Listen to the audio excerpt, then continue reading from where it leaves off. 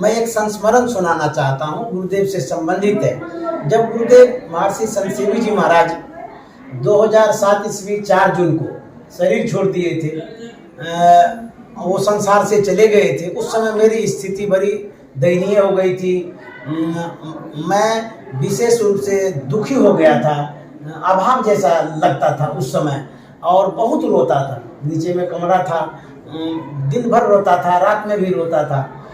एक दिन की बात है, गुरुदेव हमारे स्वप्न में आए। जब स्वप्न में आए तो गुरुदेव हमसे मतलब कि कहते हैं कि कुछ लिखो। मैं इसी जगह जहाँ मैं बैठा हूँ, इस पोजीशन में बैठा था, अभी तो ये मुँह बैठा हूँ, इसी जगह मैं बैठा था, गुरुदेव लेटे हुए थे। तो जैसे मैं यहाँ बैठा तो गुरुदेव ने कहा कि लिखो। अब लिखने के लिए कॉपी कलम तो चाहिए। एक अखबार का टुकड़ा इतना सा मिला, यहीं पर कहीं पड़ा हुआ था। कलम लिया तो गुरुदेव कुछ अपने ढंग से लिखा रहे थे। लिखना प्रारंभ ही करेंगे कि उधर से आदरणीय निर्मल बाबा आ गए, जो उस समय कहीं और जगह रहा करते थे, रांची में रहा करते थे। निर्मल बाबा ने कहा कि थोड़ा सा मैं गुरुदेव को प्रणाम करूँगा, उसके बाद मैं चला जाऊँगा। मेरे मन में तो ये हो रहा था कि हुजूर हमको लिखा रहे हैं, ये बड़ा सौभाग्य है, हुजूर लिखा रहे हैं और ऐसा समय मिले ना मिले। मैंने कहा कि थोड़ा सा रुक जाइए, कुछ काम कर रहे हैं, जरूरी काम है। उन्होंने कहा नहीं हमको ज़रूरी है, हम प्रणाम करके निकल जाएंगे, चले जाएंगे हम। तो फिर अब बड़े महात्मा हैं तो बात रख करके दरवाज़ा खोल दिए, आए प्रणाम करने, पैर में चरणों में जा करके प्रणाम किए। वो प्रणाम करके वो निकल गए।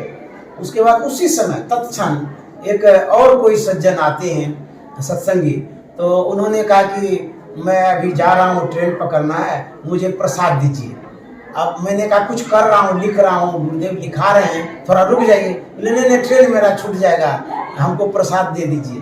तो मैं यहीं से उठा, इधर जो फ्रिज में फल रखते थे वहाँ पर, तो वहाँ से एक प्रसाद लाया, बेदाना का प्रसाद था। उस सज्जन को मैंने दिया। जैसे ही वो निकले मैं गुरुदेव के पास आया, तब तक में मेरी नींद खुल गई। हाँ, स्वप्न की बात ये बतला रहे हैं, 2007 ईस्वी के बाद की बात बतला रहे हैं। स्वप्न में ऐसा हुआ। उस समय जो गुरुदेव का दर्शन हुआ, जो लिखने के लिए कह रहे थे, लिख तो नहीं पाए लेकिन कुछ बताना चाह रहे थे। उसके बाद मेरे जीवन में परिवर्तन आ गया, लिखने के प्रति, पढ़ने के प्रति, साहित्य के प्रति। यह आशीर्वाद गुरुदेव से उस समय मिला। मैं उसके बाद से शाम को 6-7-8 बजे तक लगभग लिखने के लिए बैठता था। क्या लिखता था? पद्य की रचना करता था। मेरा एक किताब है गुरु कृपा काव्य, मैंने इसीलिए नाम रखा है गुरु कृपा काव्य। उसमें मैंने पद्यों की रचना की। ऐसी रचना लगता था कि मुझे पहले से ही याद है, जबकि जीवन में कभी एक भी पद रचना मैंने नहीं की थी। तो उसके बाद से जो पद रचना की, अलग अलग विषयों में किया, कुंडलियाँ भी लिखा, दोहा भी लिखा है, छंद भी लिखा है, भजन भी लिखा है, वो भी है किताब। तो उसमें मैंने जो रचना की, उसके बाद मैंने आलेख लिखना प्रारंभ किया। जो बैठता था मैं लिखने के लिए, भोर हो जाता था लिखते लिखते। 15 पेज, 16 पेज, A4 साइज में 16 पेज लिखता था। और मुझे बड़ा आश्चर्य लगता था कि मेरी कलम रुकते ही नहीं थी। अब हाथ में दर्द भी नहीं होता था, लिखते रहता था। और हमको ये भी पता नहीं रहता था मैं कहाँ हूँ, मैं खो जाता था उसमें। और हाँ, भोर हो जाता था, खाना पीना सब छोड़ करके लिखते रहता था। लिखते लिखते बहुत से मैंने लेखों को लिखा। तो लेख को लिख करके मैंने एक विचार दर्शन नाम करके किताब बनाया। उसमें बहुत सारे लेख हैं हमारे, उसी दौरान की बात है। और पद की भी रचना की। उसी दौरान में जब मैं व्यथित हो जाता था, बेचैन हो जाता था, तो गुरुदेव बीच बीच में दर्शन देते थे और लगता था कि गुरुदेव शरीर नहीं छोड़े हैं। मैं उनकी सेवा में जाता था, तेल मालिश भी करता था। और गुरुदेव यह पूछा करते थे कि अभी क्या कर रहे हो, देखिए। तो मैं बताता था कि ये कर रहा हूँ, वो कर रहा हूँ। उसके बाद गुरुदेव सुझाव भी देते थे। संजोग से ऐसा भी एक समय आया जो गुरुदेव ने हमको साधना विधि भी बतलाई, अनुसंधान भी बतलाया। तो हाँ, स्वप्न में इस तरह से मुझे गुरुदेव ने कृपा करके आशीर्वाद भी दिया, और तब से लेकर के अभी तक बीच बीच में कभी कभी दर्शन होता है, कुछ सुझाव देते हैं या सिर्फ दर्शन ही दे देते हैं। इस तरह से गुरुदेव का दर्शन भी मिला और मार्गदर्शन भी मिला।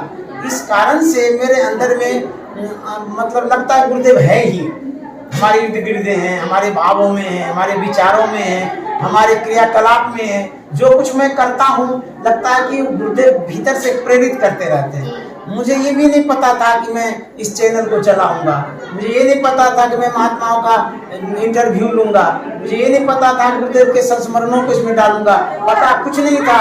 लेकिन बिना पता होते हुए भी गुरुदेव सब पता बता दिए कि तुमको ये करना है, ऐसे करना है। मैं गुरुदेव की सेवा में 2000 ईस्वी में आया, उसके पहले भी कुप्पा घाट में ही था। लगभग अक्टूबर 96 में मैंने घर का त्याग कर दिया, BA ऑनर्स करके मैं कुप्पा घाट आ गया गुरुदेव महर्षि संत शिव जी महाराज के पास। तो मैंने निवेदन किया था कि सेवा में रहना चाहता हूँ। तो उस समय गुरुदेव ने आदेश दिया कि आप ऋषिकेश आश्रम चले जाइए। मैं ऋषिकेश आश्रम में रहने लगा गुरु आज्ञा से। फिर यहाँ कुप्पा घाट भी आता था। उसके बाद कुप्पा घाट में और भी सेवा हम करते रहते थे, जैसे कि फुलवारी की सेवा, खेत की सेवा और भी सेवा। उस सेवा के साथ मेरे अंदर में एक लालसा थी, लालच था, बुजुर्ग का स्थूल सेवा मिले। तो यदा कदा गुरुदेव जब बाहर से आते थे तो मैं झाड़ू देने के लिए आ जाता था, पोछा लगाने आता था, रूम की सफाई करता था, ये सब खिड़कियों को पोछा करते थे। सेवा में नहीं था, लेकिन फिर भी मेरे मन में था कुछ तो सेवा मिल रही है। होते होते 2000 ईस्वी में मैं सेवा में आया, अस्थायी रूप से। 2000 से लेकर के 2007 तक, जब तक गुरुदेव शरीर में रहे, 4 जून 2007 तक हम स्थूल सेवा में रहे। उसके बाद मैं तो 2002 ईस्वी से आपको निरंतर देखा करती थी। हाँ, मैं पढ़ाई के क्रम में आती थी तो चरणों में लगे हुए रहते थे सेवा में। कितने प्यार से पुकारते भी थे विद्यानंद, बहुत प्यार से हुजूर पुकारते थे और जो भी आदेश देते थे तत्क्षण ही पूरा करते थे। बहुत ही आनंदित, रोमांचित करने वाला वो पल था, आनंददायक था। तो इस तरह से मैं सेवा में आया, उसके बाद सेवा किया। मेरी जीवन घटनाएं बहुत है, जैसे कि लोगों का इंटरव्यू लेता हूँ तो 15 मिनट, 20 मिनट, आधा घंटा, 1 घंटा में लेता हूँ। जब मैं अपना जीवन चरित्र बताऊंगा तो समय लगेगा। विवेकानंद की बात आ गई ध्यान में कि उन्हें गुरु का सानिध्य किस रूप में मिला था, और जो शिकागो शहर में गए थे, अमेरिका के शिकागो शहर में विश्व धर्म सम्मेलन में, तो वहाँ इन्हें भेजा गया था, उनके गुरुदेव ने भेजा था और अपरोक्ष रूप से वहाँ थे, जो उनका चित्र भी आया, तस्वीर खींची गई। तो स्वामी विवेकानंद के पीछे से आशीर्वाद देते हुए उनके गुरु का चित्र आ गया, जबकि वो भारत में थे। अच्छा। किस प्रकार उन्हें प्रेरित करके और इतना महान बनाया, ठीक वैसे ही मुझे लगता है गुरुदेव ने आपको यहाँ तक लाया और स्वप्न में भी दर्शन देकर लेखनी के प्रति आपको जागरूक किया। और वो लेखनी, लगता है ऐसा मुझे कि कलम में गति स्वयं हुजूर श्री की गति, मतलब पता नहीं, वो जैसे लिखने में वाक्य शुद्धि का हो अथवा जो क्रम चल रहा है उसमें तो रुकावट होती है, कोई भी रुक जाते हैं, सोचने लग जाते हैं। मैं सोच नहीं पा रहा था, मेरी सोच इसलिए नहीं उसमें थी क्योंकि गुरुदेव सोच रहे थे। मैं अपने सोच से तो लिख नहीं रहा था, उनकी प्रेरणा से लिख रहा था, इसलिए मेरी कलम नहीं चली थी, गुरुदेव कलम चला रहे थे, अब उनकी कृपा से कलम चल रही थी, तो चलती रहती थी। वो एक चमत्कार था मेरे जीवन में जो हुआ है। तो इस तरह से मेरे जीवन में बहुत घटनाएं हैं और गुरुदेव से संबंधित बहुत घटनाएं हैं जो मैं श्रोताओं को समय समय पर बताऊंगा। अब इतना ही मैं चाहता हूं कि और भी दूसरा कार्यक्रम करूं।